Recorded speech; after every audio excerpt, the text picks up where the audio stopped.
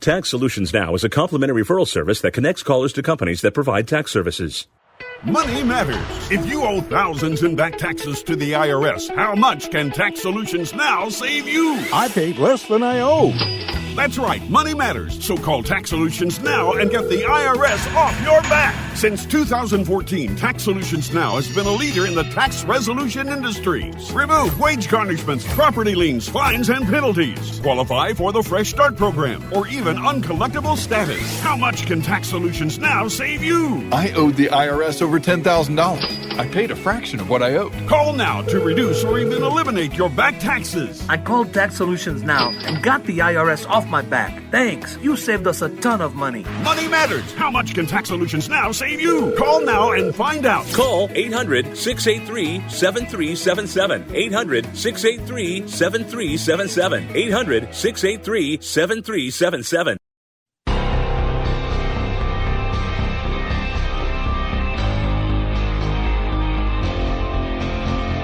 The Turnpike Sports Book Report.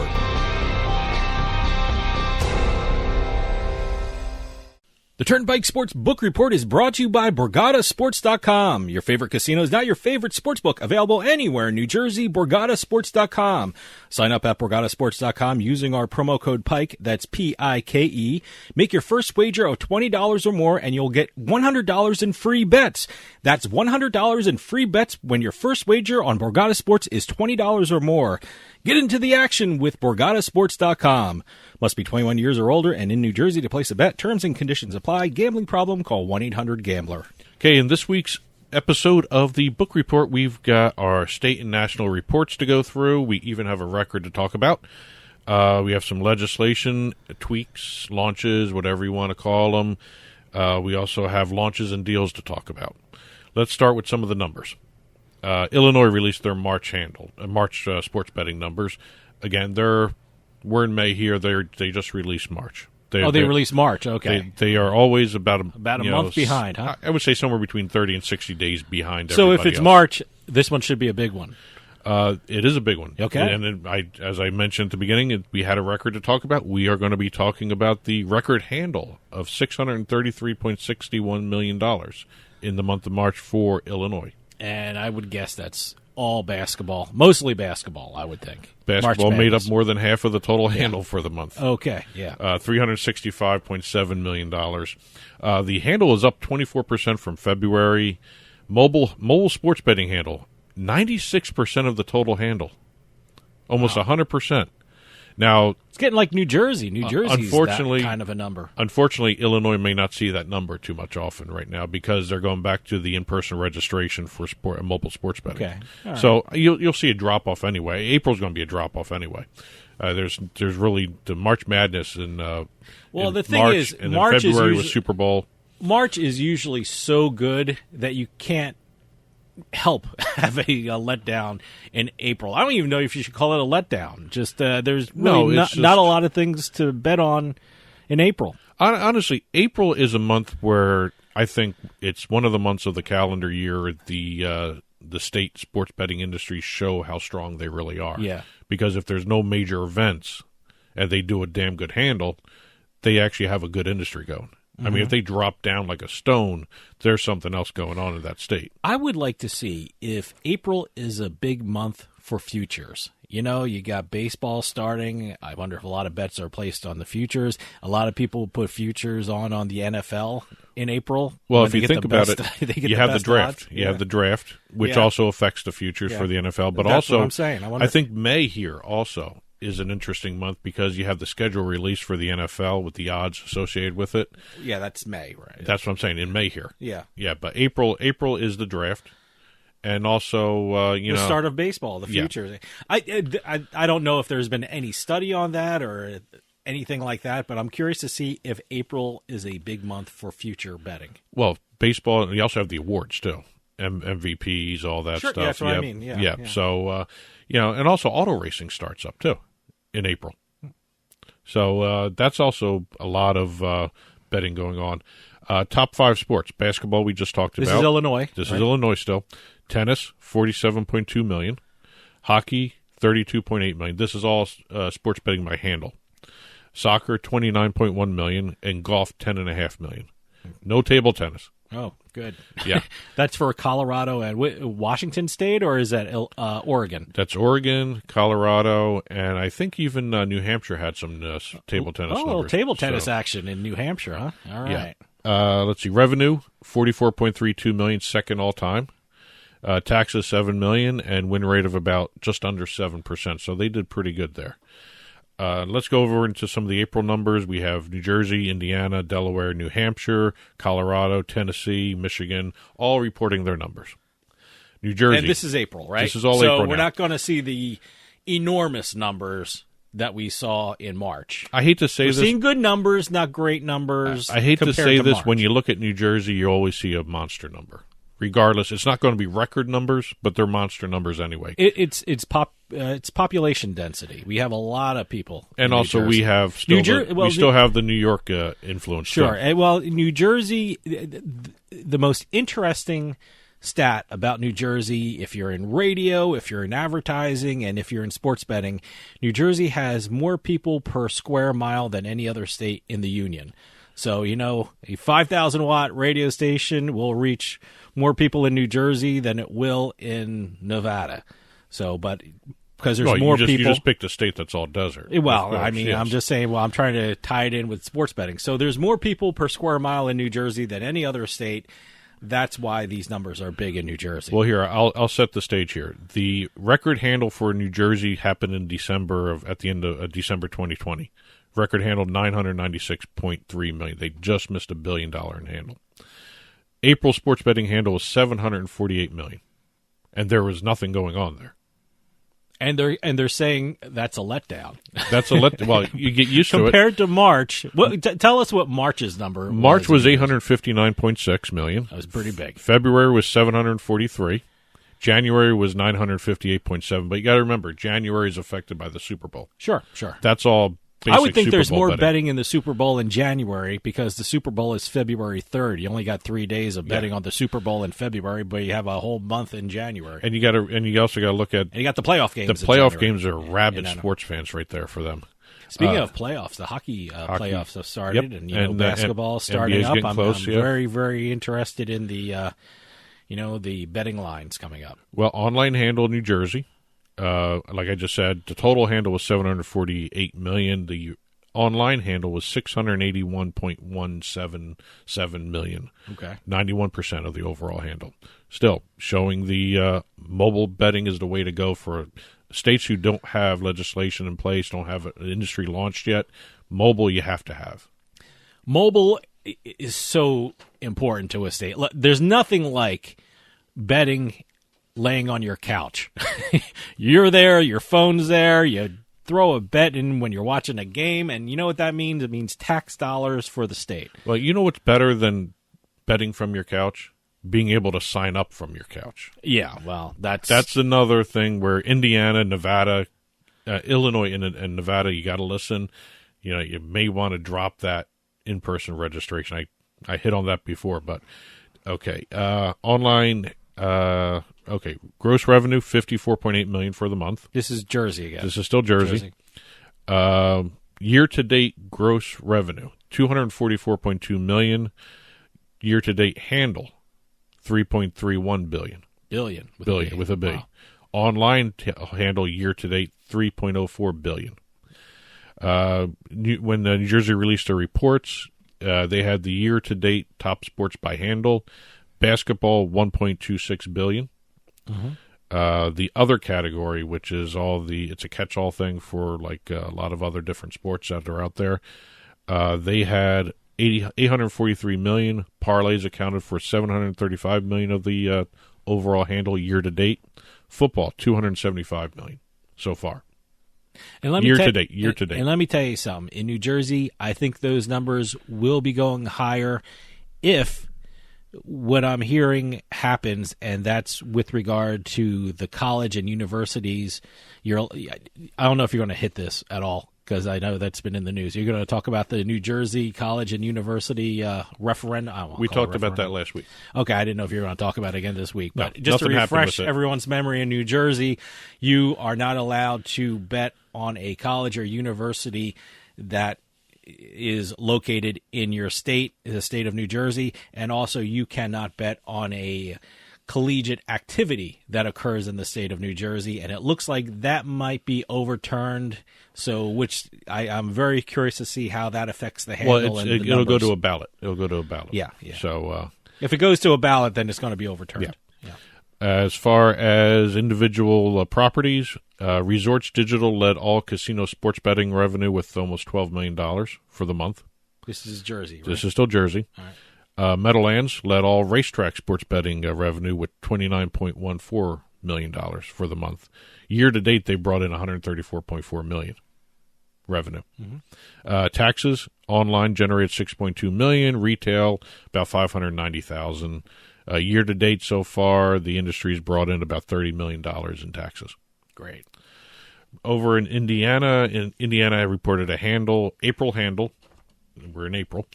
$236.4 million, about 88.4% was online.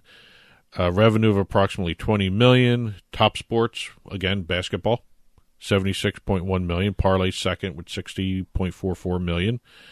DraftKings was the top online operator for the state of Indiana in the month of April, $79.3 million. That was down from $111 million in March. Again, March Madness. FanDuel was second, $67.1 million.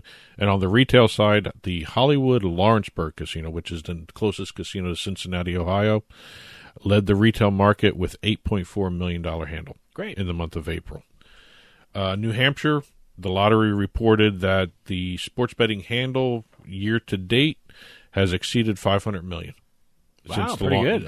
I'm not year to date launch of sports betting in the state. Well, how? When did they launch? I don't even know. December 2019. Oh, okay. Yeah. All right. So as of last month, they had 52,000 players registered, and more than 12.5 million bets were placed so far in New Hampshire. And one little note for New Hampshire, they have been averaging $10.1 million in sports wagering handle per week. Great. Colorado reported that they have passed the $2 billion mark, if I remember correctly here. I had that in the news, yeah. Yes. Aren't they like the fastest state to hit that? Yes, they are. Okay. Let's see. Gross gaming revenue for April, this is the unaudited handle, $245 million. Revenue, $18.3 million. Net revenue, $15 million. Let's see. Top sports for the first year in existence. Basketball, $435 million. Football, $383 million. NCAA basketball, they separated those two out. You know, the pro and NCAA. And That's college. interesting, yeah. Okay. $193.889 million. All right. Baseball was fourth with $105 million, almost 106. And your favorite sport, table tennis. Wow. $91 million. They love it in Colorado. Hey, good for them. Good rabid table tennis fans. And Colorado ended its first year in operation with 20 online operators and 16 retail operations in the state. Great. Let's see. Going over to Tennessee. Tennessee reported an April handle of $172 million, making them, in the first 6 months, the quickest jurisdiction to reach the $1 billion milestone. Oh, okay. In the U.S. Boy, Tennessee and Colorado are really growing. Well, again, Tennessee is online only, and there's no in-person registration requirement. So, well, there's no retail. Well, you could set up something that could do you can have a gaming office set up for it, but it's all mobile and they are moving quick. And one side note regarding Tennessee, it looks like the Tennessee 24 Action. Tennessee Action 24/7 lawsuit is gone, done. Good. They're free and clear, moving ahead. On the national side, March handle now exceeds $4.6 billion for the month of March. That's a record. Wow. So a lot of good stuff going on in March and April. As always, Illinois kind of screws me up. I keep wanting to go March every time I start with them in March, the month before. Sure. Yeah. But April, March, good months. Recovery moving ahead pretty good according to the AGA. They released their numbers for the first quarter, shows a total gross gaming revenue of $11.1 billion this year. And when you say AGA, it's the American Gaming Association. American Gaming Association. That's the gross gaming revenue. That's all gaming, not just sports betting. Okay. Sports betting did account for $961.1 million nationally gross gaming revenue. That's combined that with online gaming. Those two combined for about 16% of the overall gaming pie for quarter one. Couple launches to talk about. We have Simple Bet. Their specialty is the micro markets. Yeah. Okay. They are now working with Gambit, or Intralot, I should say. Intralot, which runs Gambit, and also the Montana sports betting industry.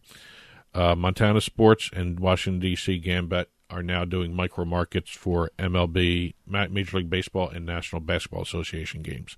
That's a brand new thing for those two jurisdictions.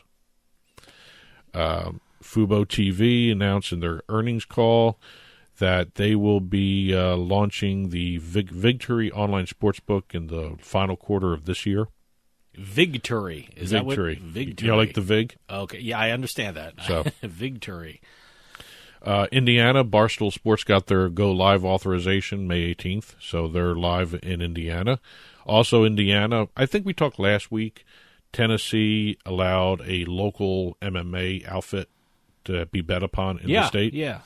Indiana now has the Legacy Fighting Alliance as an approved event for sports betting. Great. That's a minor league almost for the UFC and some of the other MMA things, Bellator, all those MMA things. This is almost a minor league for them. I actually like it when state sports books allow betting on a state and local kind of activity. I think it's great. I think it's a great marketing tool, and I think it's great for, the state in that sport, get the local fans involved. Well, the Legacy Fighting Alliance is a national outfit. Okay. But they are the minor leagues, basically. Okay.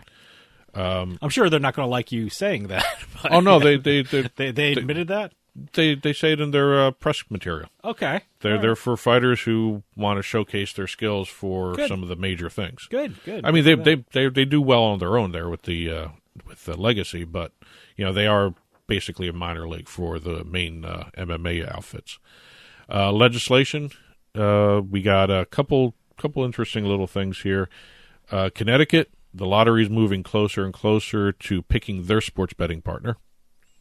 They asked for 4 or 5 sportsbook operators to respond to the RFP. The RFP is actually open to the general public in terms of sports betting operators who want to apply, but the lottery specifically asked for certain ones. Okay.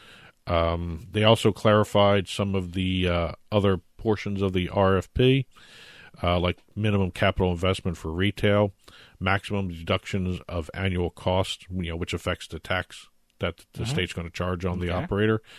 Guaranteed minimum revenue share for each year of the 10-year license if it's higher than what the lottery has as a minimum requirement. Okay. Lottery wants a minimum of $5 million in year 1 and $10 million in years 2 through 10. Okay. So you can offer more to the state to get your license. Okay. Yeah, that's what they want to do. Yeah, it might be a good idea. Yeah. If you really want that Connecticut license, why not? And they also want, and this is an interesting statement, they want a clear example of the proposed revenue share between the state, or the lottery, I should say, the Connecticut lottery and the sportsbook platform that they're talking to. Well, okay. Well, Connecticut's doing their homework. Good for them. Ohio, they're still tweaking some of the legislation. They just introduced their first sports betting bill last week, and they're looking at exactly what the language is and who can apply for licenses, whether casinos, racinos, sports betting operators, that sort of stuff. They're offering 40 licenses, 20 for existing and 20 for individuals that aren't tethered to the casinos. I love this statement by one of the senators. Under the bill as drafted, even the Ford Motor Company can get a sports betting license in Ohio. So they got some tweaking to do in Ohio for some of this stuff. Look, they have a lot of examples to work with. I mean, they're not the first state that's going to enact sports betting legislation. They can look around. They can call up other states and ask the offices and say, what works good, where it doesn't work. I'm surprised it's taking this long. I mean, they're not breaking new ground here. They're breaking new ground in the state, but they're not breaking ground in legislation for sports betting. Well, the way they have it set up, they could be the first uncapped, untethered sports betting market, the way the language is drafted right now. Okay, so, well, over in Washington State, they are moving very quickly with regards to sports betting. They now have 15 federally recognized tribes of the 29 total tribes that have now sports wagering compacts with the state. So a lot of the the gambling tribes, I hate to say it that way, the Native American tribes that have gambling, of the 29 of those, 15 of them now have sports betting compacts with the state. Great. Still got to go through all the voting, the rules, the approvals.